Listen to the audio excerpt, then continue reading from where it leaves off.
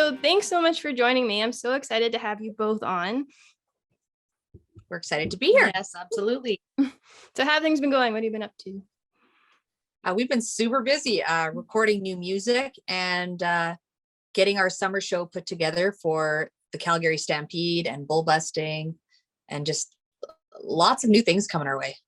Awesome. Just music too. Awesome. Are you guys at the Stampede right now? Or when is that? We are playing in Grand Prairie, Alberta at this very moment. Okay. And we go to the Calgary Stampede at Nashville North, July 7th to 12th. Okay. So you guys will be there. Awesome. Oh yeah. So let's get right into it. So how did you two meet and form Foxx Worthee? Crystal and I actually met through my cousin. We were both singing the anthem at the Regina Pats games, and he introduced us and said, "Hey, you guys both like to sing. I think you guys would hit it off. You'd be great friends." And we went to one karaoke night together, and that was the end of our unexistence. Yeah, we were friends from then on. Yeah. Awesome. And how did you where does the name Foxx Worthee come from? Because that's a very unique name. It's funny because we were just talking about that this morning, that we've been around for over 15 years now. So the name means different things to different people now. So when we started the band, Jeff Foxx Worthee was really big. So anybody who's an older generation will go, "Oh, Foxx Worthee, like Jeff Foxx Worthee." But now people don't recognize that, and they're like, "Oh, Foxy, like that's cool." But it came from a story that my family lived on a farm, but we had moved to the city, and my dad was doing some stuff in the yard and started a fire in the city. And I was telling Nicole, and I was like, it was a whole redneck situation. And I quoted a reference from the Foxx Worthee countdown, which was "in your underwear." And she said, what is that from? And I explained it. She just said Foxx Worthee. I said, yeah, Foxx Foxx Worthee. Worthee, and that's it. That's the name. That's the name. And then we had a paper because we were trying to pick band names actually that day. And she just grabbed the piece of paper and wrote Foxx Worthee. But then she stopped and looked at it, and then she crossed it out and she wrote Fox and then Worthee with 2 E's. And then she stopped again and then added another X. And then she went 2 X's, 2 E's, 2 words, because there's 2 of us. Oh, I love that. But yeah, so that's where it came from. And a lot of people didn't receive it well in the beginning. They kind of thought it was gimmicky for us, and we liked it. We were just like, you know what, it's the name we picked. It's what worked. We've made it our own thing now. Like I know a lot of people who even can relate to the Jeff Foxx Worthee name will actually think of us, like they're like, "Oh, that's Foxx Worthee girls." Yeah, the Foxx Worthee a lot. And who's Fox and who's Worthee? Yeah, and, so we've made it our own name now. Yeah, that's awesome. I did not connect the Jeff Foxx Worthee thing at all. Young too. Yeah, so you wouldn't. Yeah, I was with someone who's older, and he's like, "Oh, like Jeff Foxx Worthee," and I was like, "Well, yes, in a way, yes." Stemmed from there. Awesome. So, you've both been living in different provinces, correct, for the past little bit. So how has that been, trying to keep the band together and do shows and all that stuff? Well, to be honest, we've never really lived in the same provinces very long ever. Okay. Started our band, we both lived in Saskatchewan, and then Nicole moved to Lethbridge, Alberta. And for a few years after that, 5 years maybe. Yeah. Then I moved to Calgary, and I was in Calgary for 6 years. And then I moved to BC, and Nicole now lives in Cochrane. So she was in Lethbridge and went to Cochrane. And then, so we've never been together for that long. We had a couple brief times, but it's worked for us. We're always playing a show, so we're always together anyways. And technology is wonderful. So awesome. I love how you made that work where you don't have to be in the same place. Cause I know it's hard for bands too, like even when they're all living in like the same town, but yeah. Hard. And that's where we put a lot of faith in the people we hire and ourselves, that, when we're adding a new song or doing a new song, that we just expect the people are going to know what they're doing. Yeah, when we get them.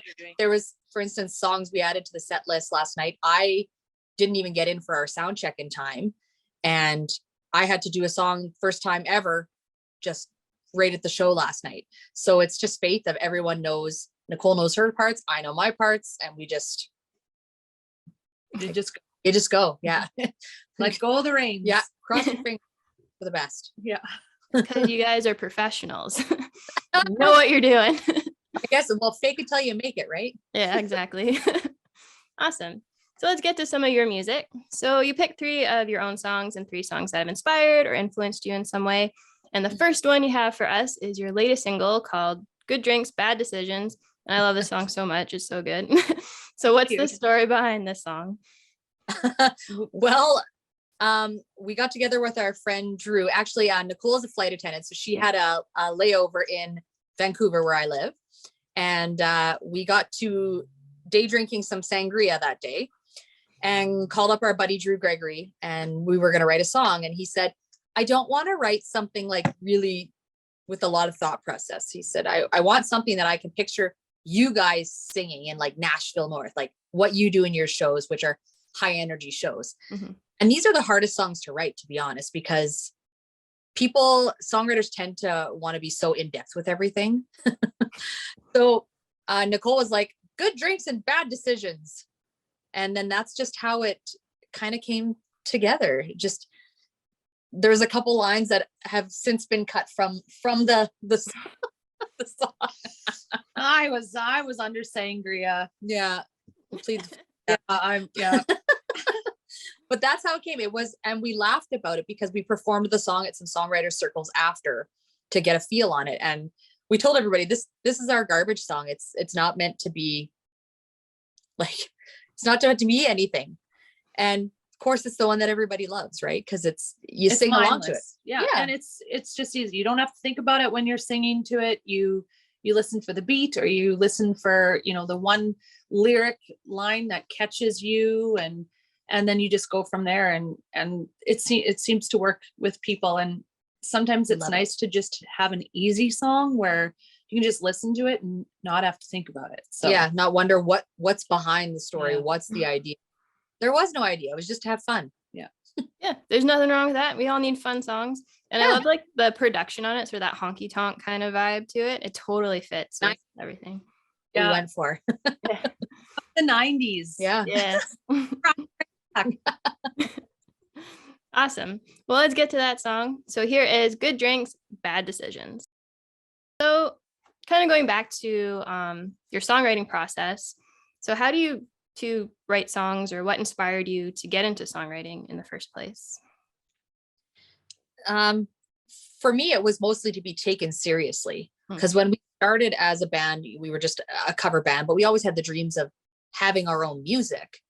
But it was really hard because we were women and 2 of us. So people just right away overlooked us for everything. It was crazy. So we just realized we had to write some music to be taken seriously. So that's just kind of how it came about. And little things will just catch our eye. We write notes or send little voice notes to each other, like, this is a song, or what do you think of this? And sometimes I can send her just something, and next thing you know, it's sparked it for her, and she sent me a verse of something, or vice versa. So you never know when it's going to hit. And I always think it's I envy the people that can sit there and by themselves and write a song in 20 minutes, but to have 2 different or a lot of times we write with another co-writer, but to have different interpretations of the same thing that you're talking about, which then brings out a whole new side to the song, is very receptive to people when they listen to it, and then it might be like, oh, I would have never thought of that, and now somebody else can relate to it when they listen to the song. So it's just nice to have that co-writing aspect and still get your message across. Well, that was really true with like Good Drinks, where we had a male with us, and it was his interpretation of how he sees us on stage. So it was interesting to have that kind of take on it and be like, oh, that's interesting. Yeah. So awesome. So do you mostly co-write then, or do you ever like write songs on your own and bring them together, or is it just sort of like a collab? We have, but nothing that's really like stuck for us. Like we have but any songwriter know, like you write something, you're just like, yeah, it ain't it. That's not it. Yeah. But we know the ones typically when we sit down with an idea, that's going to be a song. And there's certain writers that we have written with time and time again that are just successful for us, because not everybody vibes together. You can sit there for 3 hours and nothing happens. But there's certain people that we know if we're connecting with them with an idea, it's going to happen. We know the songs. So Awesome. Yeah, that's great. And you got some great songs out of it. So Thanks. Awesome. So let's get to some more music. So the next song you have for us is Tin Man by Miranda Lambert. So what made you pick this song? Well, Miranda Lambert is an inspiration to us, musically, songwriting wise, everything. She's been somebody we've looked up to since she was on Nashville Star, or whatever it was called back in the day. And when she released Tin Man, it was such a raw song and so lyrically inspiring that we just gravitated towards it. And there wasn't a lot of harmony in the song. I don't think there was any, actually. Nothing, yeah. And so when Crystal and I were jamming out onto it one day, we started putting harmonies together and we're just like, oh my God, this is so beautiful. And then one day Crystal phoned me and she's like, you're never going to believe this. Miranda Lambert added a clip of us singing Tin Man to a video montage of her fans singing this song. And we were the only duo. Yeah, we're the only duo on there. So it was just like, then it totally made the song even more inspiring. It's like, now we're friends with Miranda Lambert. We're besties.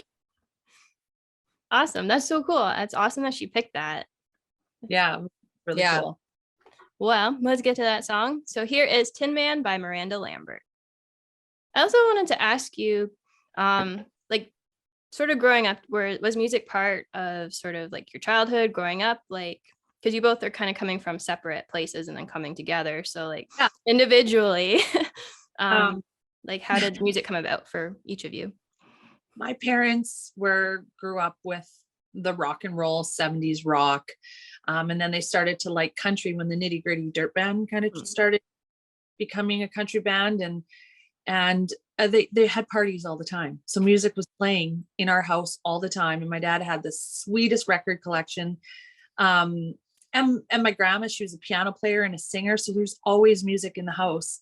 And it was just something that felt good. Anytime there was music happening in our house, we knew something exciting was happening, whether it was Christmas or my dad was having a party or my mom, like was having a birthday, but it was just always a good feeling when we had music in the house. So yeah, it was, I don't know, it's always been a part of me. And yeah, she is more rock inspired, which is awesome because I'm very opposite. I'm very country inspired. And like, I remember riding around in the back of my mom's Jimmy and hearing the Dolly Parton Eagle When She Flies cassette tape. And that's something that sticks in my mind all the time. And people say they can hear that too when we sing. They're like, oh, I can tell she's a little bit more rock and you're a little bit more of a country bumpkin.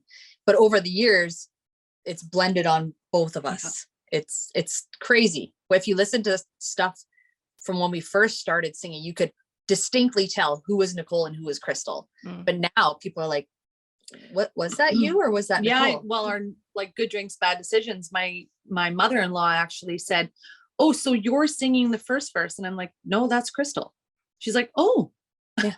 I'm like, yeah. I'm like, I guess we really started sounding like, yep. We started looking alike. Yeah. You're slowly becoming one person. Yeah, we're just blending. Right. Yeah. Awesome. Nice. Well, let's get to some more of your music. So the next song you have for us is your song called Cold Wet Rain. So what's the story behind this song? This was like this is the deep songs. We wrote this song in Nashville with Willie Mack. And it was like a really weird time. We were thinking about like ex relationships and everything. And we really like dug deep in how we felt when all those relationships ended and how, we were left behind. And this song came out and it's my favorite ballad that we've ever written. And it's just, it still like hits me right here every now and then when I listen to it. And it's such a imagery song. Yeah, it's a visual. Yeah, me too. I was going to say, I can see myself or Crystal. I can see the people I'm referring to in the song. Yeah. And that's what, complete opposite from Good Drinks is, but it's just, I love it. It was one of my favorite songs we've ever written. Oh, awesome. Yeah, it is such a beautiful song. I remember when it came out. Hmm. So let's get to that song. So here is Cold Wet Rain. All right. So what does country music mean to you? Whatever it means to you. Country music means family to me. Hmm. Like whenever I hear country music, I think of family, and that's the imagery I think you get to, because again, you think back to like Dolly Parton Mhm. and how she talks about her family and growing up and how music was always there. Even, I guess it's just music in general, like Nicole talking about even the rock music, right? It's just like music in general to me means family. It means you're together and with, Yeah. I don't, Well, and country music too, obviously is, as everyone says, it's always a story. There's always a story behind it. And sometimes it's just so interesting when you sit down and listen to a country song and you don't know anything about that artist, and you sit there and you go, oh my gosh, I can't believe they went through that in their lives. And then the first thing you do is look to see if they wrote it, because usually if they wrote it, they've experienced it. And I just think that's something that's so amazing about country music. And it's storytelling, yeah, for sure. it's just incredible. Yeah, for sure.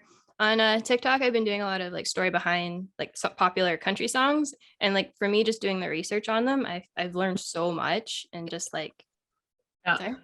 Wild when you dig into those songs. Yeah, Yeah. totally. It's really cool. Well, let's get to more of that music. So the next song you have for us is Little White Church by Little Big Town. So what made you pick this song? The harmonies. When Nicole and I started as a duo, we knew there was going to be a lot of harmony in our life, and that was something that inspired us. One of the first songs that really grabbed us and made us go, that is cool. Like that's what we want to sound like. That's what we want to be. There's not four of us, but Yeah. But that whole Kim and Karen vibe that they have, you know, sometimes people will say, oh, you remind us of Kim and Karen from Little Big Town. And then just their energy to it. Yeah. It's just like, it's just bang on every time. And when Little White Church came out and became one of their early hits, I guess, it was just like, oh my gosh, like we could totally do this song. And when we started singing it on stage, it, like my arm hair would stand up, because I was like, oh God, here comes that next harmony part. That's just so amazing. Thanks to them. So they're very inspiring when it comes to that. Yeah. Mm-hmm. Yeah, their harmonies are so good. That's something we're proud of too with our band, is that people come up to us and assume we're sisters all the time, because they're like, you guys family harmony. We're like, no, we just sang together for that long. That it feels like that. And that's the biggest compliment to us that we can ever get, is that it's that good to them. Mm-hmm. Definitely. So here is Little White Church by Little Big Town. So music isn't always the easiest of career paths.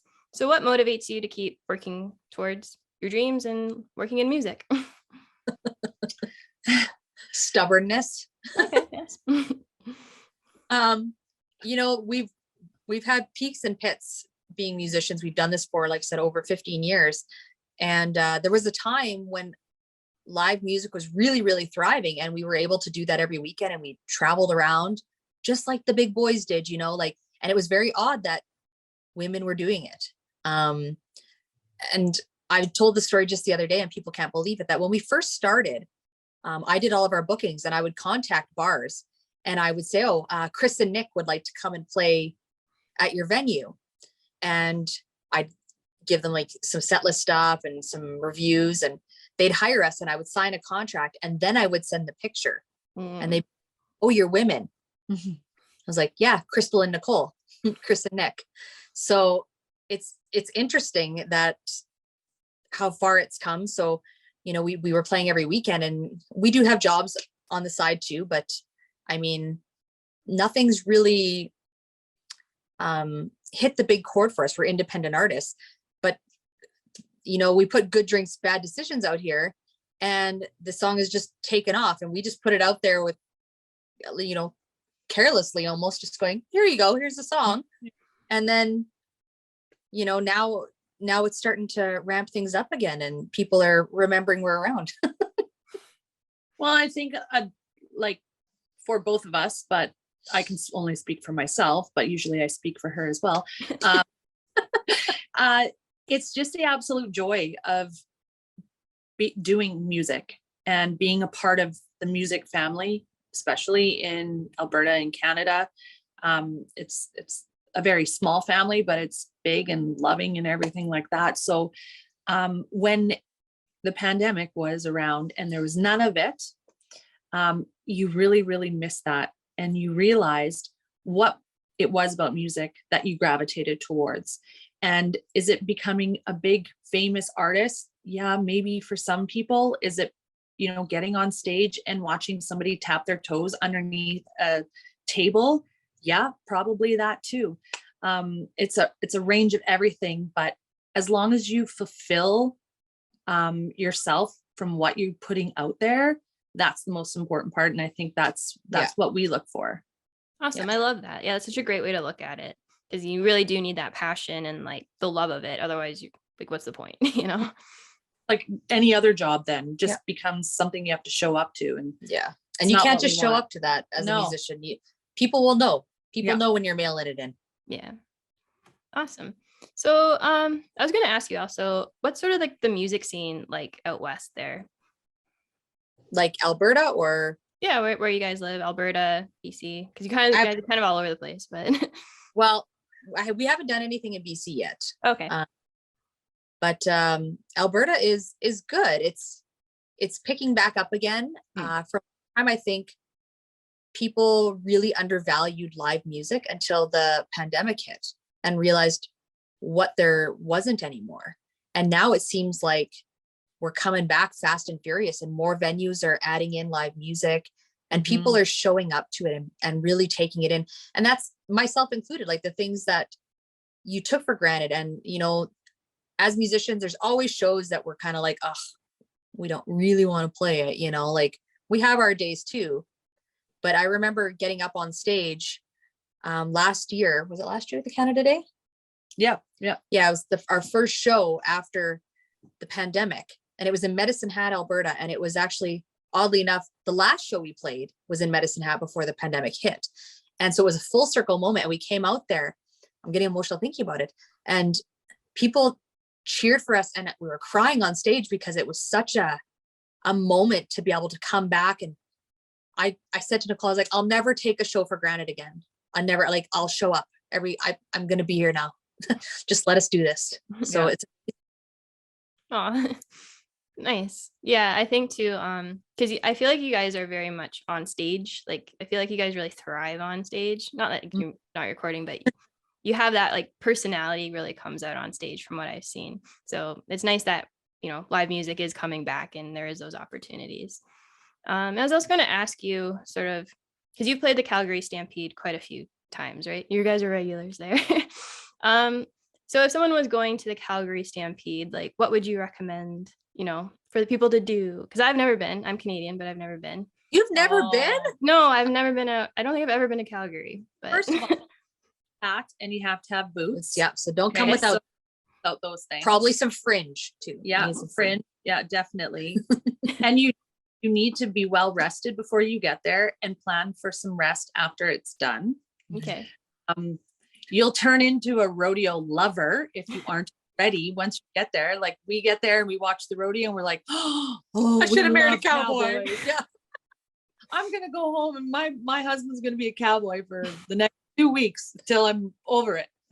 But you're going to want to go to the rodeo and the chuck wagons for sure. Chuck wagons are back at Stampede this year, which is amazing because it was really missed last year. It's a thunder running of horses, and it's amazing. Yeah. Music wise, there's so much. You can't swing a dead cat without hitting some live music there. It's never heard that term before. What? Yeah, no. Oh.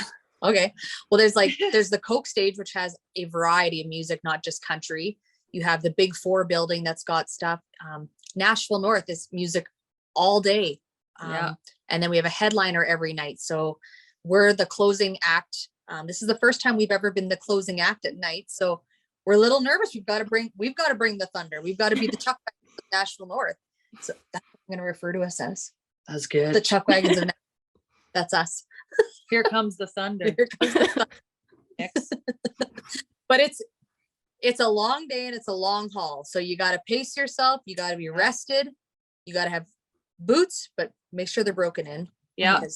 And make sure you're wearing socks. And eat. Yeah, eat. It's very important.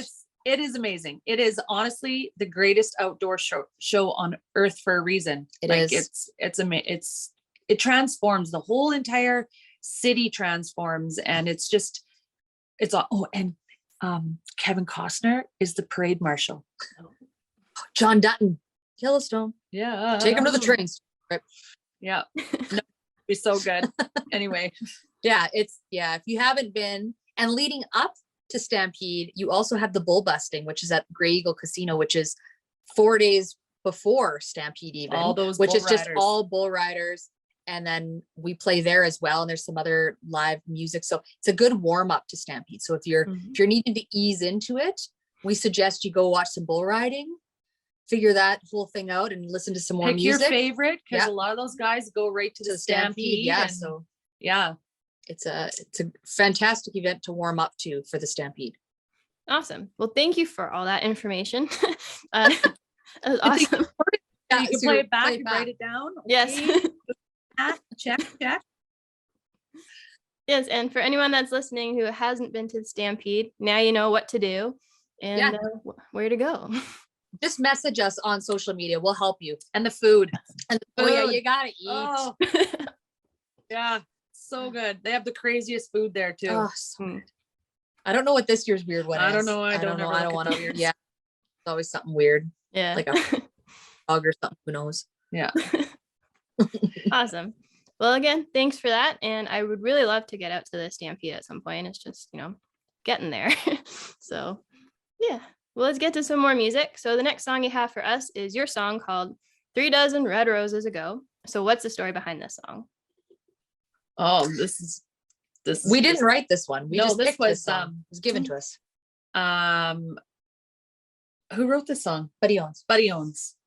He writes with Gord Bamford all the time. He's awesome. They have some great songs, and we reached out to him and said, hey, we're looking for some female written songs. Do you have any in your catalog? And he said, yeah, I have a few. And he sent us about 10 songs. And this one, as soon as I played it, I was like, this is it. This one. And I'm like, Crystal, this is the one. Okay. She's like, but let's listen to the rest. I was like, okay. And then we went back to this one. Yeah, we're going to record this one. And since Good Drinks, it was our most successful single. And it just had it's a fun song. It is. Yeah. Sassy. Totally. Awesome. Yeah. All right. Awesome. I'll cut that out. Sometimes I get really into what people are saying and I forget I have to say something too. So, so here is 3 Dozen Red Roses Ago. So this next part is 5 quick questions. It's just for fun, whatever comes to your mind first. Love these.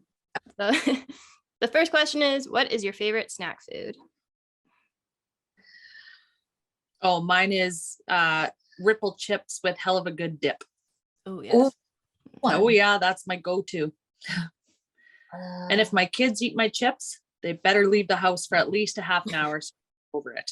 That's a solid choice. I'll back you on that one. That's a good one. Okay. Yeah, that hell of a good dip is so good. Oh my gosh. It's hell French of a onion? good. Yep. Oh yeah, It's the French onion. French onion. Yes. Mm-hmm. Possible. One place you would love to travel to? Oh, I've Paris. Yeah, Paris is a good one. I'd like to go to New York. Mm-hmm.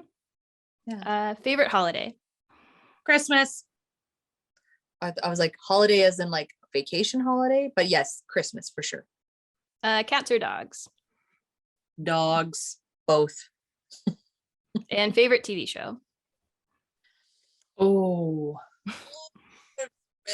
We do. Yellowstone right now though is probably my favorite right now.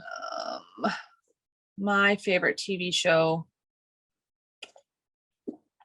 Oh, well, Beverly Hills 90210 right now. Streaming in on Paramount Plus. Oh, yeah. Awesome. Where can people find you? Right now in Grand Prairie. No. My address is. All over social media. We just started a TikTok account. So at Foxx Worthee, FOXX WORTHEE. Instagram, Foxx_Worthee. There's a Facebook page. There's a website. Just enter our name in every kind of social media and you'll find us. Yeah. And we will answer you. If anybody sends us messages, we answer them. Yeah. We don't hand them to our manager. Yeah. Good to know. And I'll have all that information in the show description as well, so you don't have to search for it. You can just hit the links. Oh, So the last song you have for us is Jolene by Dolly Parton. So why did you pick this song? I'm sure you're probably sick of the song. I'm sure every female that comes on here picks Jolene. But Dolly, it's just Dolly, and the songwriting. She's amazing. There's no storyteller like Dolly Parton. There's not. She is the queen of the songwriting. And I mean, the fact that she wrote that and I Will Always Love You on the same day. Come on. It's pretty. How does anybody Crystal talk? just loves Dolly Parton so much. I can't even with her. Like, I saw the nicest picture of her though the other day I on saw that Instagram. you posted. It was beautiful. Yeah. It's the most raw picture of Dolly I've ever seen. And I was like, this is just beautiful. So I had to share it because I just thought she looked amazing. And something I've thought of is Dolly really transcends through a lot of generations now. Like, everyone knows who Dolly is, and she's like Betty White. Nobody doesn't like Dolly. Yeah, you know, like Betty White. So Dolly is just an icon in her, like, yeah. My son is 19 years old and came downstairs one day singing Jolene. And I was like, where'd you hear that song? He's like, I don't know. I just found it on iTunes. Have you ever heard it before? I'm like, yes. So I just said to Crystal, I was like, maybe we should add that to our Stampede set list because the young kids are really enjoying it these days. That's right. Did you add it to the list? It's on the list. Awesome. But awesome. Well, thanks so much for joining me and coming on and talking all about your music. Thanks for having us. Thank you so much. And thanks so much for listening, and be sure to come back next week for more country music.